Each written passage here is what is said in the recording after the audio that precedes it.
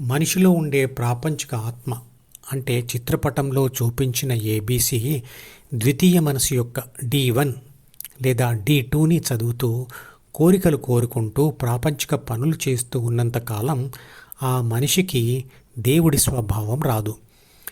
ABC దానిని విడిచిపెట్టి G ద్వారా Hలో స్థిరపడినప్పుడే దేవుడి స్వభావం వస్తుంది. భగవద్గీత కాలం తర్వాతే ఇతర మతాలు వచ్చాయి. భగవద్గీతలో చెప్పిన విషయాలు ఇతర మత గ్రంథాలలో కూడా అక్కడక్కడ దర్శనమిస్తాయి.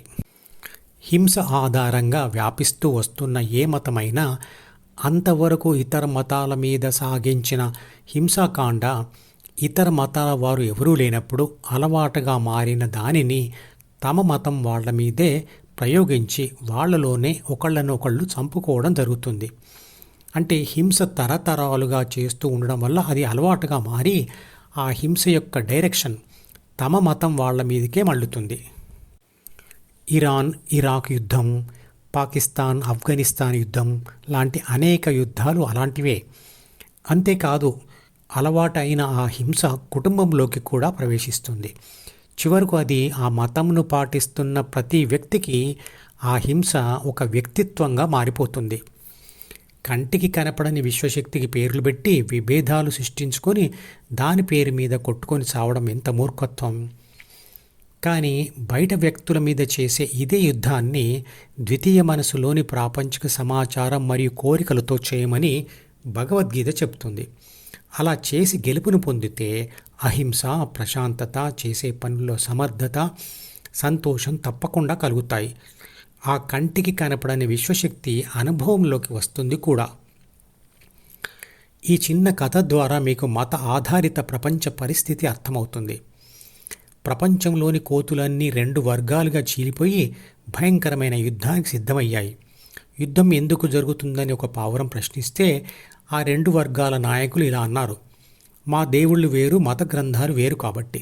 సరే, మీ దేవుడు ఎవరు అని ఆ ఇద్దరిని ప్రశ్నిస్తే మొదటి కోతి చెప్పింది మా దేవుడు హనుమంతుడు. రెండో కోతి అంది మా దేవుడు ఆంజనేయుడు.